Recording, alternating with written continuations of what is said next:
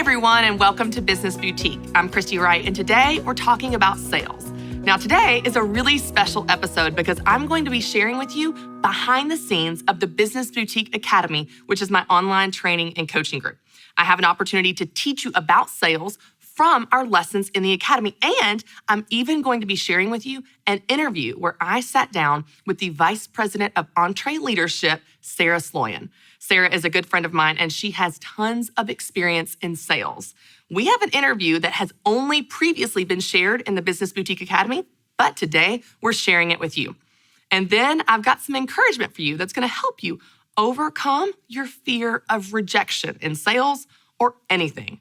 But first, let's go ahead and talk about sales. Now, let's go ahead and acknowledge that we all have some associations when it comes to sales. And whether you realize it or not, associations can be really, really strong for anything. You know, I think of different smells or sounds that immediately trigger a memory for me. Do you guys remember the perfume from Gap? I don't even know if it was a perfume. I think it was just like a body splash, and it was called Dream. Now, if you're around my age, this was the scent of your entire middle school. Like, that's what every single girl wore. That's what the school bus smelled like. The lunchroom smelled like. We all smelled like this Dream body splash from Gap. Well, to this day, if I smell something that smells like that scent, instantly, I'm taken back to middle school. Or think about, for example, songs. You hear a song, you're like, oh, I remember this memory. If I have this one song that comes to mind, or I hear it on the radio, oh, I remember that, elementary school dance. Or I remember that was the song that my dad and I danced to at our wedding. Or, oh, that was the song that, played whenever we were on that awesome vacation over and over again. Associations can be really strong. They can trigger memories. They can even trigger feelings. And what's so interesting is that as we have these associations that are triggering memories, it actually even triggers beliefs. These associations that are connected to memories and the connected to feelings are also connected to beliefs. Now, let's talk about that through the lens of sales. We've all had a bad experience with sales, haven't you? I have.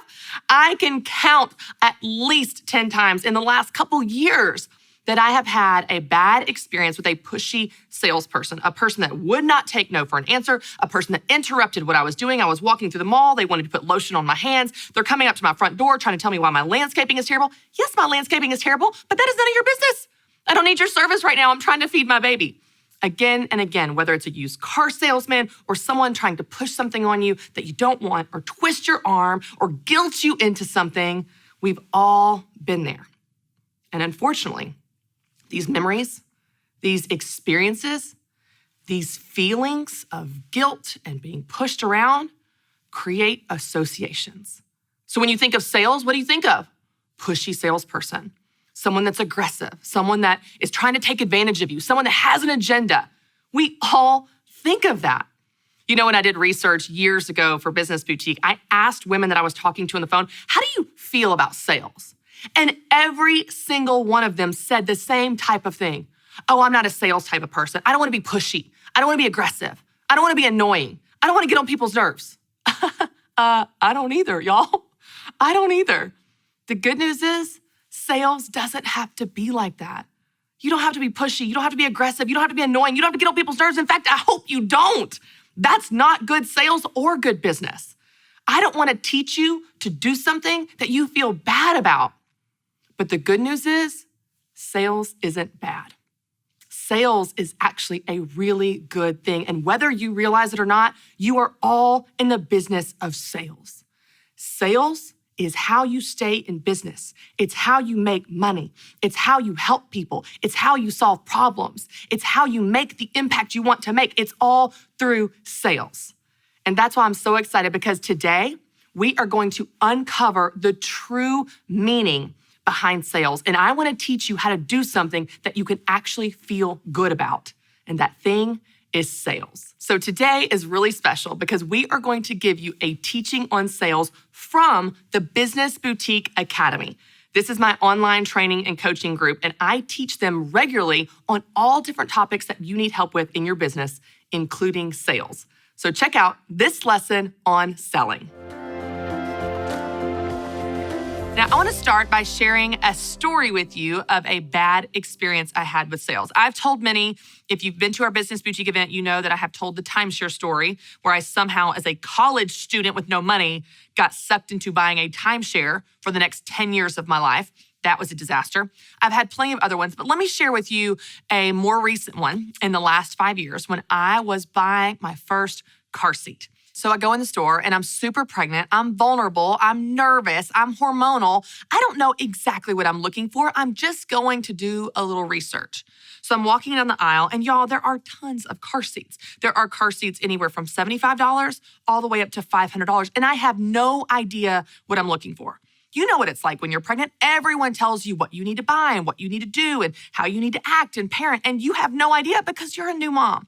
So I go in there and I'm just trying to do some research to figure out which is the right car seat for us. Of course, I had friends that told me about the different brands that they liked, and I'm looking kind of in the middle section, the middle range of pricing to see what all they offer. Well, right about that time, a salesman comes up and he says, "Can I help you?" So I'm going along and I'm like, "Yeah, can you just tell me about it?" And he was like, "Well, this one right here, the $500 one, this one is the best. This one's the most important. If you really want to keep your child safe, like this is the one to go for." I was like, "Okay, well, that's really expensive. Like, are these in the middle still good?" Like I have some friends that have a Graco and other ones have Britax. Like I know that they really like those. He was like, "Well, I'll tell you," he goes, if you really love your child, if you want to keep him safe, like if you were to get in a car accident, if someone was to T-bone you and going down the road, this is probably the one that would keep him safe. These other ones, I don't really know." Y'all, talk about a manipulation, guilt trip, pushy salesperson. Are you kidding me? Taking advantage of a new mom that is vulnerable and unsure about what type of thing to buy for her child. She wants to make the right decision. She's vulnerable. She's nervous. To try to push her into the $500 car seat as if that's the only one that will keep that child safe. As if the rest of them, he will just be a disaster and not safe at all. Now, this is one example of many that I have had with a pushy salesperson. Now, everyone's had this. Everyone has had a bad experience with a pushy salesperson. The problem is that these experiences form our views and beliefs about sales. Now think about this. How are salespeople usually described? Slimy sales, pushy sales, sleazy sales, shady sales. None of those are positive. Now, of course, like anything in life, there will be people that represent that industry well and some that represent it poorly. Let's think of something else. Think of something that is usually positive and good and holy. Churches. Well, even in the church world, there are some people that are unfortunately slimy and pushy, sleazy, shady. You see it in the news headlines and you know what happens. But to write off an entire industry just because some people in it suck isn't a good idea. Church is good. Why? It helps people. Now, sometimes people in the church mess it up, but it doesn't mean the church as a whole is bad. It just means those few people might be bad. You know what else? The same is true for sales. Sales is good. Why? It helps people. Now, of course, sometimes people in sales mess it up, but it doesn't mean that sales as a whole is bad. It just means that those few people might be bad. Now that we've established that sales is not evil or immoral, let's talk about what it is. Sales really is serving people. How many of you want to take care of people and solve their problems and meet their needs? Great. That's sales. And if you have a product or service or business that takes care of people and solves their problems and meets their needs, then it's your responsibility to sell to them. It's not just necessary to stay in business and earn money. It's your responsibility to share with them the thing you have or know or offer that can make their lives better in some way. And if you don't believe that your business makes their life better in some way, then you need a new business, because that is the only reason we are in business in the first place. But if you do believe that, then you have to be willing to talk about it. You have to be willing to share your story and offer your solutions. You have to be willing to sell. You know, I met a new author a while back that had a book helping people grow in their faith. And she kept talking about how she didn't want to sell her books. She didn't want to market them or tell people about them or drive people to her website or a bookstore to buy them. She wouldn't talk about them on a podcast interview or on social media. She was adamant about this. She wasn't on the fence. She was actually fiercely proud of the fact that she did not try to sell her books. Now, when I asked her about this, she said, "I don't want to sell to people. I don't want to take advantage of people. I don't want to push them into buying something, and I don't want to ask for their money. Now, do you see how she talked about that? Do you see how she described sales there? Take advantage, push them, ask for their money. Well, good grief, who does want to do that? Now, I dug a little deeper with her to get past her strong opinions of sales. I said, tell me, why did you write this book? She said, well, I believe God gave me this message to help people. I said, okay, you believe God gave it to you? She said, yes. I said, okay, to help people? She said, yes. I said, do you think it does? Do you think it helps people? She said, yes, I do. I know it does. Okay. So how are they supposed to know about it if you never tell them? Women, let me tell you, if you have something that helps people, then you have to tell them or they can never get helped. That's sales. Telling people how you can help them so they can get helped. The money is just an exchange of value. They give you money and you give value. It's a transaction. The life change is what you're selling, and that's what they're really buying. And if you can't get excited about helping people make their lives better, then something is wrong with you. That's what we're all here to do. From landscaping to clothing to organizing to dentistry to fitness to muffins, you aren't selling a thing. You are selling life change. You are helping people make their lives better. And if you believe that, which you should, then you better freaking get to selling. Remember, if you don't believe in your business, no one else will. So stop playing small and calling it holy. God never called you to shrink back and play small and apologize for the dreams and gifts and message and business that He gave you.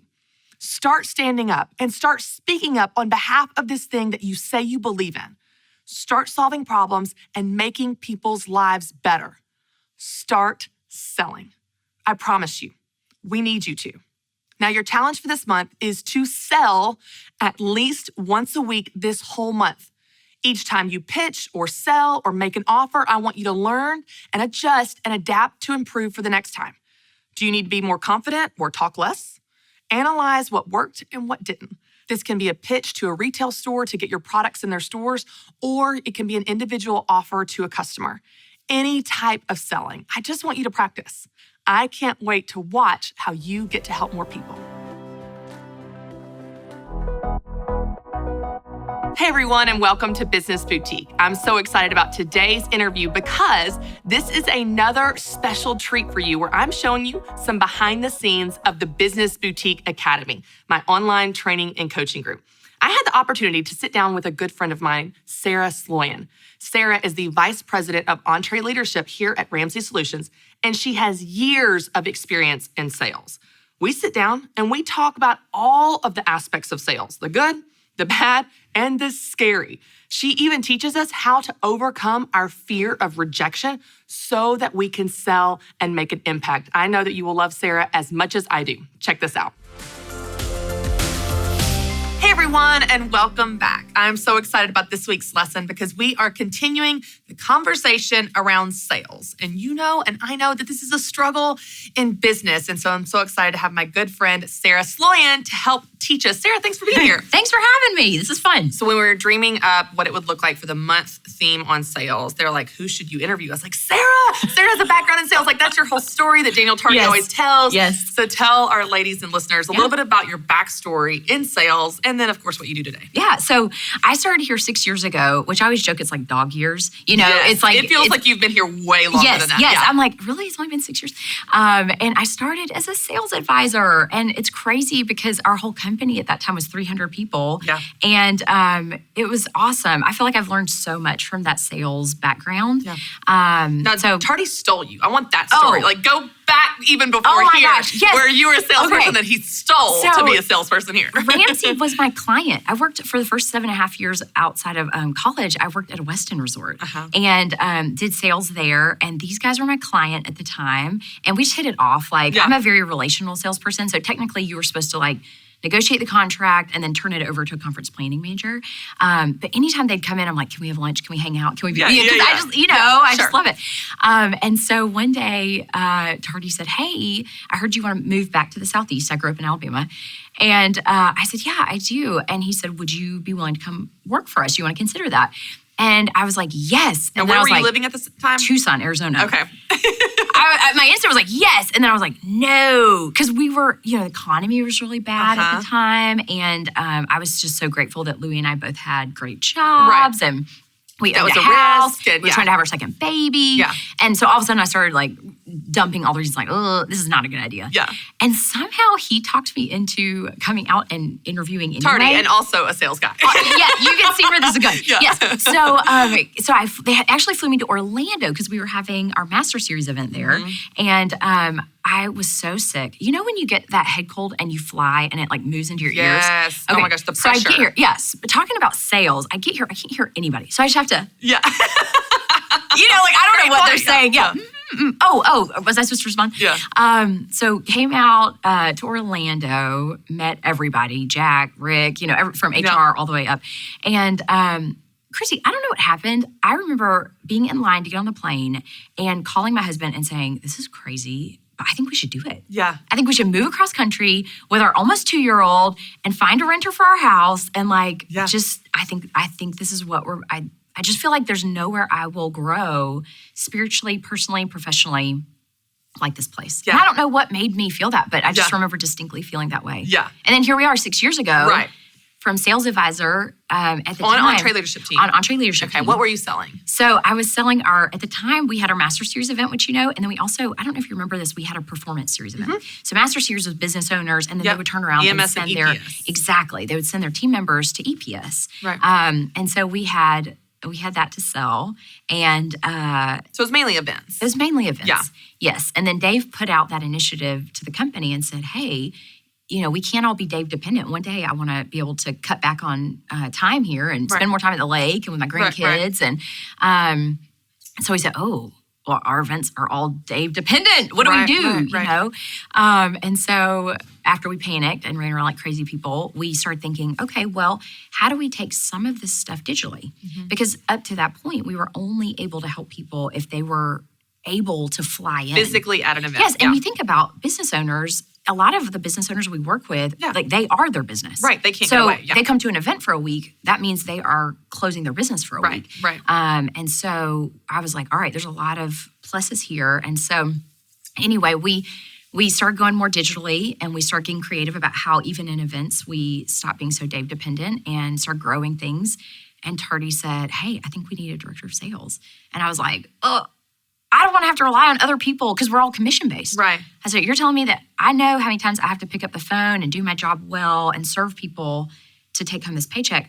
You're telling me I have to rely on these people to pick up the phone? I'm like, I don't know about this. I don't know about this, And at this time, so I don't know if I've ever told you this, but the week I started, so it all happened really fast. Yeah. Tardy said, hey, can you start in 2 weeks? And I thought, I got to put in a 2-week notice and physically drive across the country. Right. And start in 2 weeks. Yeah. And so I did it. So it was really fast. And that Friday I started, I found I was pregnant. Oh my gosh. Yes. All in the same week. Yeah. All in the same week. Yeah.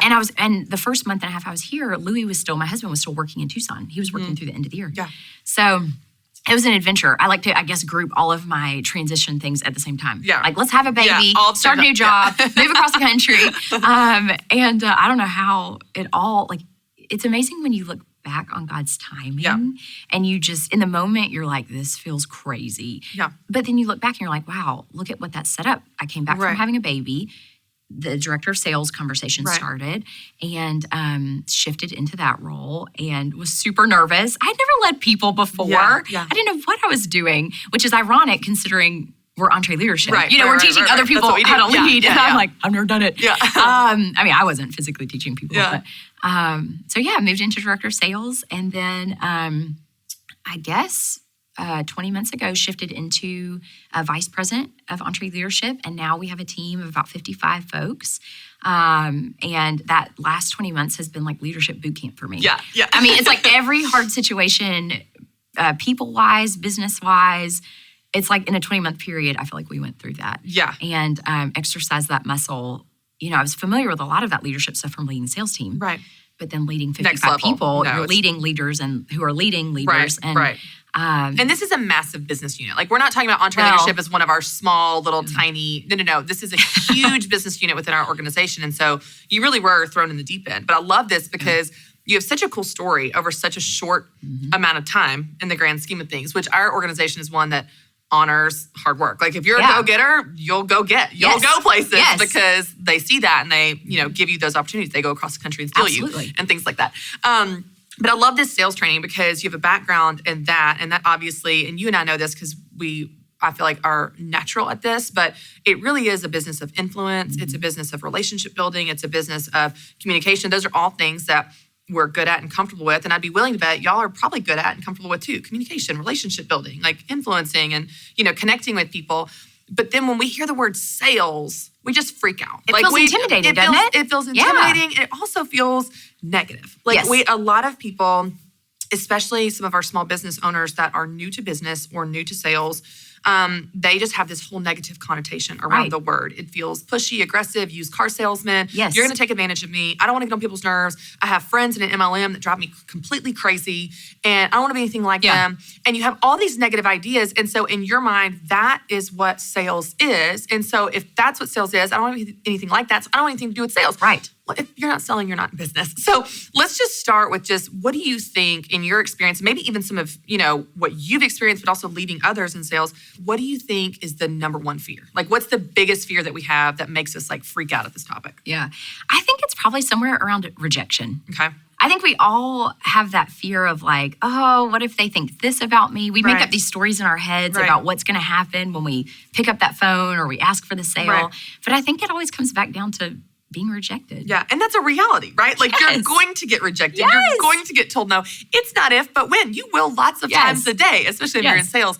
Okay, so for someone that's new, like let's imagine that you were training a new salesperson on your team back in the sales days. And you were director of sales and you have this new salesperson and they're nervous and you're trying to equip them to face those first rejections because it does get easier. Yes. Right? Like the more rejections you get, the more you're like, whatever, let me pick up the phone again, right? So let's talk about the first ones, like how you strengthen those muscles and gain those skills to pick yourself up and dust yourself off after you get those first few rejections with those people that tell you your price is too high or, whatever, all the things. So like kind of how do you help people get up for that? I think that the game changer for me was when I realized that my job as a salesperson was not to always get a yes. Okay. So ideally, that's what happens. That's the path I like the best. Sure. But my job is to help that person make a decision about whether this is right for them or not. So think about a time where you have a really big outstanding decision. Maybe it's purchasing a car. Maybe it's purchasing a house, whatever that decision is. Until you make the decision, when you're just kind of waffling and thinking about it, you kind of have this like, discontent or this kind of like, it bothers you until until you're like, yeah, we're going to do it, or this is the right one. Right.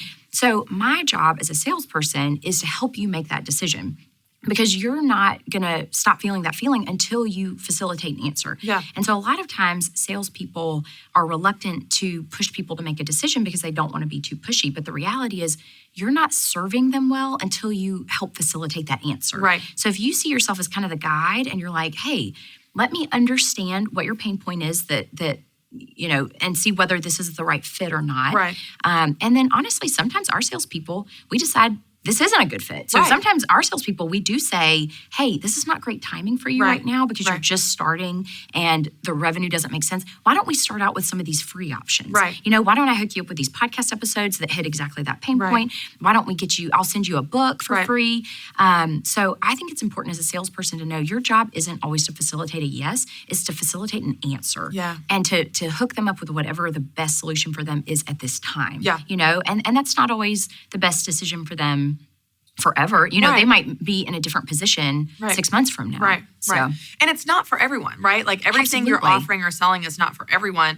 And so if you have the confidence as a business owner to help them make that decision, like you said, whether it's a yes or a no, then you're setting them up for success and you up for success because you don't want that person that's not the right fit to get the thing. I'll give you an example.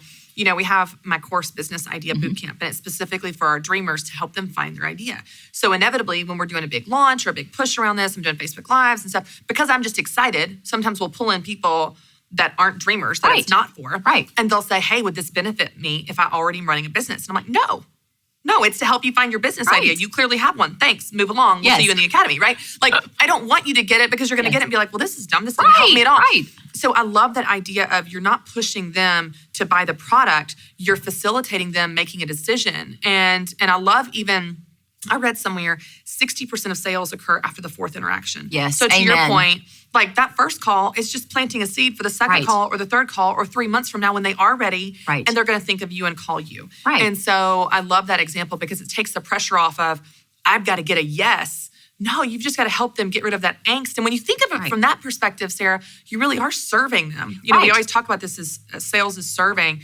You're helping them get rid of that angst of not sure if that's for them. So I love that example. Yeah. Okay, let's talk about the personality styles because I know that there's also this myth that to sell well, you have to be extroverted and outgoing and a social butterfly and all these things, super talkative and super confident. Like there's this idea that if you're not that, then you can't sell. You'll Right. never be good at leading a business or being super confident. So let's talk about what does it look like to sell in different personality styles. Yeah. I would say one of our best salespeople is not what you just painted. Yeah. I mean, he's fantastic and we love him, but he's not the first one in a party, like Yeah. getting everybody else on the dance floor, Right, you know? I think that the best thing is it supersedes personality style. It's, do you really care about that person? And are you selling by serving? Are you asking the right questions? Are you truly interested in getting them the thing that's going to most benefit them? And that has nothing to do with personality style. It's simply caring. Yeah, that's good. I love that. So what are some questions that you can ask that communicate that you care and that can help them figure out if something's right for them? Like, let's just give them some like tools on their tool belt, sales training one-on-one of like, what would that look like to ask some of those questions? Yeah. The overarching goal in those questions is just to find out what their pain point is. And a lot of times people won't always admit right away. You know, you have some people that go right to it, right? You know, I remember I would have some calls where they would jump right away and say, hey, my wife's going to divorce me if I don't figure out how to make it to my kids' games and stop doing work from 6 a.m. to 10 p.m. every day.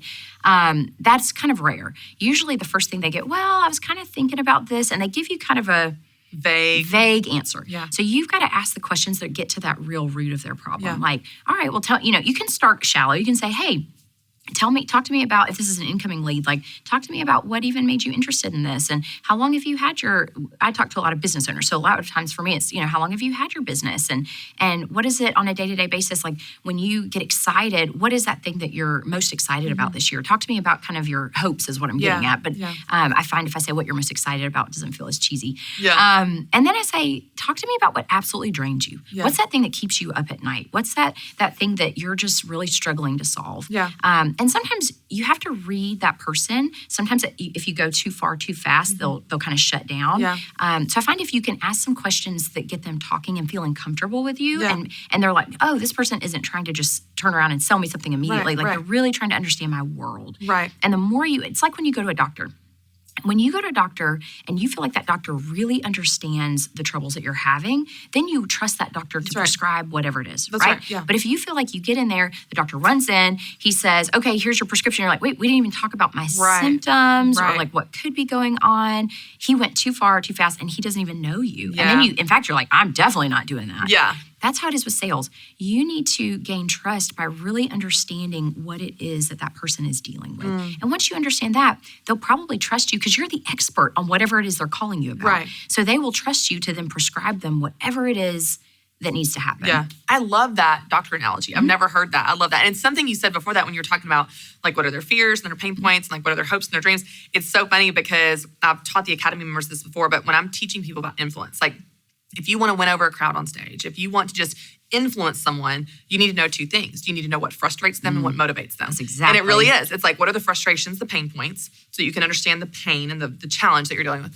And what are the motivations? Why do they get up in the morning? What makes them light up? What makes them come alive? Because people buy emotionally. That's right. It's not, they don't buy, people think like, oh, it's a logical process. And some people are very high C and they do buy, but that's a small percentage. Right. Most people buy because of the feeling that they have around. It's either they have a fear and whatever solution you're presenting is going to fix that fear. Right. Or it's they have this big hope or this dream. Right. I've always dreamed of going to Hawaii. I've always dreamed of, what fill in the blank. Right. And whatever you're offering is a solution to getting there. It's a vehicle to get there. Yeah. And I love that if you understand those two things, you can lessen the frustrations, increase the motivations, and then that's where you really are able to serve from that aspect of selling. I love that example. Okay, let's talk about objections. We're going to get them. And this is a real sales training, tactical, how do you train your sales team members, or how did you in the past, or how could we even train the academy members to overcome objections? Like, it's not something that I want them thinking on the fly necessarily. I want them to think in advance, what are potential objections? Absolutely. And how am I going to respond to them? Yeah, the good news is you're not going to get 50 different objections. You're probably going to get a solid 5 to 10, right? Mm-hmm. It's usually time, money, whatever. I think if you can start tracking what are the objections I'm getting, and then exactly what you said, think about, okay, and I call those out up front. Yeah. I would say when you're talking to somebody and you kind of know they're going to tell me that they are too busy for this. Yeah. And so I just call it out like, hey, I imagine you're thinking you're too busy for this. And I just call it out and I address it. Right. I also call back to that hope or fear that they originally told me. Mm-hmm. Here's the deal. Like for us, business owners will call, they'll have this problem, maybe it's around hiring.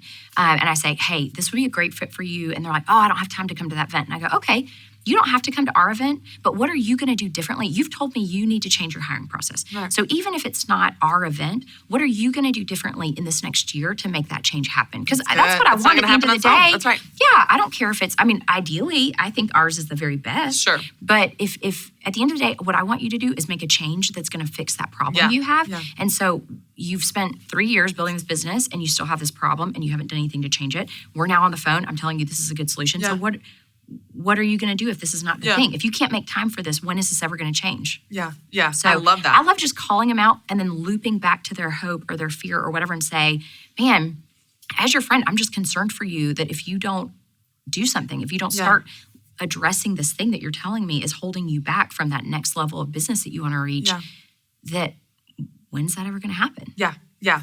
Okay, let's say that you are having a phone call with someone. These ladies are in all different types of businesses. So sales is going to look different. Some are at trade shows, some are at craft shows, some are, over the phone. Let's say that you're on the phone and the call is going great and you're feeling good. You covered the objections. They're interested. How do you actually make the ask? Because I can't tell you how many people can talk about their business with confidence, but they lose the sale because they never make the ask. Right. So let's talk about that. That is the number one reason why people don't get the sales. They don't make the ask. And there's different ways depending on your style and how that person that you're talking to interacts best, So you can absolutely, some people like that hard close. We're talking about high Ds that are like, they want to make a decision fast. They don't want to belabor the point. You can just say, hey, I like to ask them, going back to the objections, I like to ask them why would you not do this thing? Yeah. And then they'll say, well, I can't afford $2,500. I can only afford $2,000. Right. I say, okay, so if we can solve this one objection for you, you're telling me you're in. Yeah. So then you've kind of isolated the thing that's going to keep them from doing it. So they can't make excuses. Right, totally. Because they've told you this is the only reason I can. So that's the only reason. We can fix it. We can fix it. Yeah. So then you go, all right, well, what if I go ahead and do this first time for you at $2,000 so we can, I want you to get this help. I want you to be able to do this. And since you said that was the only thing holding you back, do you feel good about that? Do you want to go ahead and make that happen? Yeah. So that's an easy way because you're hearing them, you're addressing that issue. You're not kind of pretending like it doesn't exist. Right. I also think that there's when we are talking about event tickets, I'll use this as an example. You can give people options. Yeah. Okay, well, do you want to go ahead so it sounds like this is a great fit. Do you want to go ahead and get this set up today, or do you want me to call you back tomorrow when you're at home and you have your payment information? Yeah. You're giving them options, but both options lead are buying. You're buying this thing. Yeah, totally. I love it. You want to buy it now, or you want to buy it tomorrow? Right. I love it. Or do you want to go ahead and pay for it all at one time? So let's say it's $5,000. Do you want to go ahead and pay for all $5,000 today, or what we could do is go ahead and do half today, and then I can give you a call back in a month, and we can do the other half. Right. So it's like with our kids. We're like, would you like to eat your fruit or your veggies? Yes. Both are great options. Yes. You're going to have one of them. Yes. Yeah. 10 grams are not an option. Right. Fruit or vegetables is what you'll be having. Exactly. And you don't care as a parent. Right. You're like, I you just have want the to eat illusion of something a healthy. choice. Yeah. Yes, they feel in control. That's right. And so it is nice to let people feel like they're in control of their decision. Right. And the reality is you really don't care. It both gets you to a great solution, and it helps serve them. When I think a lot of times, even in these ladies' businesses, let's speak specifically to service-based businesses, what I remind them is, I'm like, stop thinking of it as a sale. It is a sale, but think of it as a commitment. Yes. So someone's like, hey, I want to go get, my hair highlighter or whatever, and someone's asking you about your prices. You're like, yeah, I've got an opening on Tuesday. Want me to go ahead and put you down? Exactly. It's a commitment. And you're serving them. That's right. Because what happens? I go, oh yeah, I should do that. And I'll just call you. And then 1 week goes by, 3 weeks goes by, and I'm like, oh, I got really bad roots. So you are serving them. That's what I think people I'm a high S on the disc. So I love people and I want everybody to be comfortable. And so I get very uncomfortable if I think I might make other people uncomfortable. Right. So in my beginning of sales, I would get call reluctance. And we all know that the number of calls you make equal the numbers. It's math, right? Right, sure. If you close this percentage, then you have to make this many calls in order to make this many closes. So I'd call somebody in the morning. I'd call them the next day. And I'm like, oh, they're not answering. They changed their mind. They don't want to talk to me. They're annoyed. I would tell the story in my head, which is number one, the problem, right? That's the first problem. Stop telling yourself stories. So I started realizing if I call them in the morning and I say, hey, I leave a voicemail. I know you're slammed. I'm going to go ahead and try you back this afternoon. Feel free to give me a call before that if you want, but I know you're busy, so I'll just try you back this afternoon. Because I promised them I would call them back that afternoon, then when I called them back that afternoon, I didn't feel like I was annoying them. Right. I promised them I was going to call. Right, you got to fulfill that promise. Yes. So there are little tricks like that you can do so you don't feel like you are, one, it helps with your call reluctance, and you're not telling that story in your head that you're annoying them. Right. You've made that commitment to do that. Let's talk about, and I think this is really important for the ladies in different businesses, let's talk about the importance of the aspect of believing in what you do. Because I think they believe in what they do until it comes time to talk to someone else. Where like the example I give of myself, because I have like a medium to high S, depending on the environment I'm in, I guess. But when someone comes through my book signing and Sarah, and they're like, oh, I got your book. Do you think it'll help me? I'm not like, oh, I don't know. Right. I don't know. Let's talk about it. I wrote it just when I was like half asleep in my basement. No, I'm like, yes, it's going to help you. I'm so excited. This is the plan you need. And when you follow this plan, you're going to win. And I can't wait to watch you win. Like, I have this aggressive confidence over them because I really believe in what I do. And so in my mind, selling a book is not me getting a bunch of money and taking advantage of them. It's setting this woman up to win in her business. And so that gives me such confidence to sell because I know that I'm helping people. So let's talk about just like remembering some of that, like remembering the service aspect of your business. Like to your point, when you're selling an event, like these are events that are changing people's lives when they come to these events. It's changing their businesses. And so how do you use that to fuel your confidence when you're on some of these sales calls? Yeah, 100%. If you are not your biggest advocate, why should other people think that your service is valuable? So when you start that call and you already feel like, oh, I'm about to pitch this price that feels too high. Oh, they hear that in your voice. Right. Again, people buy emotionally. They sense that kind of stuff. Yeah. So if you are having trouble on the phone figuring out how to have that confidence, I would suggest you sit down and you look at what is the gap? Am I afraid my prices are too high? Okay, well, why did I price it that way? Why do I think these are justified? I mean, literally just doing this exercise and writing out why your product is the best, why your product is absolutely worth the price that you're asking, or it's a deal, you know? Totally. Write all that out. It gives you such confidence. And then when you're having those days where you're just feeling kind of run down, because we all have those moments, you look at that and you go, no, this is absolutely, they're getting a deal when I give them this thing. And reading, you're great at this, reading stories of clients who have won because of what you provided. Because on days where you're just kind of feeling vulnerable and you're feeling low, you need that reminder that you are changing people's lives, or you're it matters. So whatever those, it might feel cheesy, but put in some of those client testimonies. Write notes to yourself on why you think your product is the very best out there and why these people are lucky to have encountered your product and why they should buy this. Yeah, I love that. It matters so much because I feel like for these ladies, when they remember that part, they're like, their heads held higher, their shoulders back. They're like, yeah, I can do this because they do love their business. Right. It's not just business. It is personal, especially when you're a solopreneur or a very small business. Right. Like it is you. You are the business. And so Marshall Goldsmith, he has coached some of the top CEOs in the world. And he said something that was just brilliant. He said, it's not enough just to have a really amazing product. You know, we all think, oh, but we've got this amazing product. Shouldn't people just know and buy it? Right. No, there's a reason why these top, Southwest has a marketing team. You got to get the word out. You got to have someone advocate. So it doesn't mean, oh, but I've got a really great product. I don't need to kind of advocate for myself. Like, we all have to do it. Think about your favorite brands. You see marketing from all of those people. And it's because somebody's got to advocate and get that word out. You know what the intro story to my chapter on sales in Business Boutique was about Chris Stapleton. So before Chris Stapleton was who we know him as today, the day after, I guess it was the CMT Awards or CMA Awards, where he and Justin Timberlake did their duet that like blew up the internet the next day. Everyone was Googling, who is Chris Stapleton, right? Like this guy appeared overnight. All of a sudden, he's just this amazing artist with this incredible music.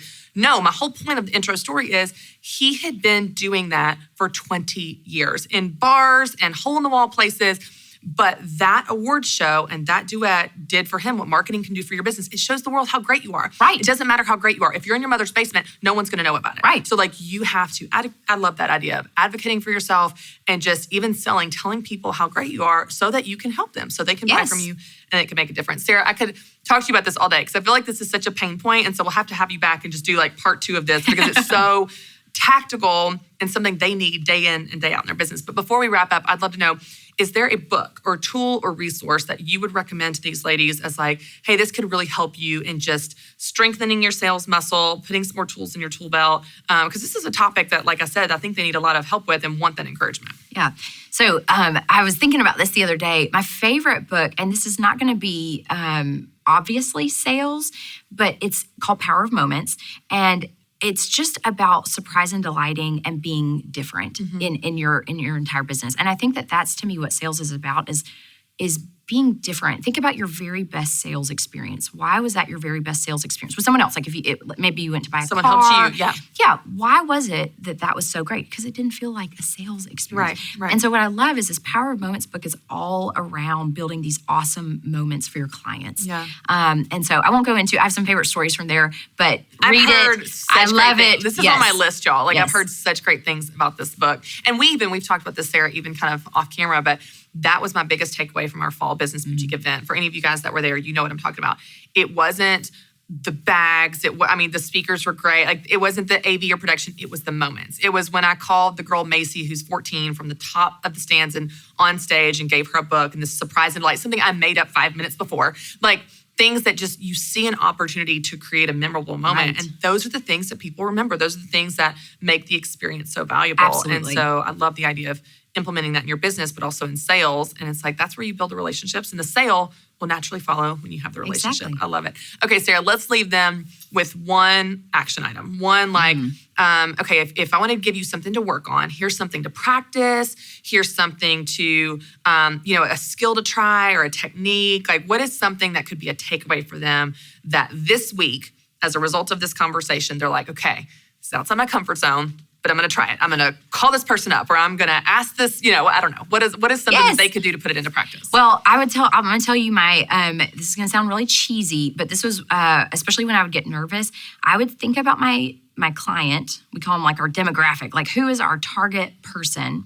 And I would think about what are the 5 questions that if I get nervous on this call that I can ask this person. Okay. And I just wrote down those questions. And so I think if you just write down those questions and then you just practice them on your next couple of calls. Okay. And like questions to get to know them. Yes, questions to build rapport and build that trust and really understand what's going on in their life. Like what are the questions I need to answer to really understand you, Christy, as a person, your pain point, what makes you tick, what are your hopes, what are those 5 questions? Yeah. And those become your go-to. I love it. And then you have this script to follow and this kind of something that you can even practice in front of your mirror or your dog. And then it's a little bit less intimidating when you're actually on the phone with someone. I love it. Sarah, thank you for all you do. Thank you for how much you champion us. Y'all don't know this, but Sarah helps Business Boutique and lead Business Boutique in so many ways. And so thanks for taking some time to teach us about sales. Thanks for having me. This was fun. Today, I have some encouragement for you when it comes to rejection. That's right. No one likes to be rejected, do you? I don't. It's certainly not fun, but what's interesting is our fear of rejection keeps us from so many things. It keeps us from putting ourselves out there. It keeps you from small things like doing a Facebook Live because what will people think of me? What if they don't like me? What if I look silly? Fear of rejection keeps you from chasing that dream. Fear of rejection keeps you from taking steps in the direction of even maybe where God is calling you. Fear of rejection can hold you back in more ways than you even realize. So I want to give you some encouragement that's hopefully going to help you pick yourself up, dust yourself off, not if you get rejected, because you will if you put yourself out there, but when you do, so that you can learn that you can keep going anyway. It makes me think of a recent call that I actually took. I was on the Dave Ramsey show. Many of you know I'm a Ramsey personality. And so I was co-hosting with Chris Hogan, and we were taking the calls. People asking about money and life and business. Well, this one woman called in, and she started explaining her story. She said, I really had a passion for cooking. I'm a good cook. I love to cook. And I tried starting a side business through cooking. I wanted to do catering for people and businesses in my community. And I tried it. I made this Cajun pasta. I love this Cajun pasta. And I took it to this small business and I never got a call back. Well, it crushed me. Obviously, I'm not supposed to cook. Obviously, I'm not supposed to have a side business in cooking or any type of catering. So I'm calling to ask, what type of business should I start?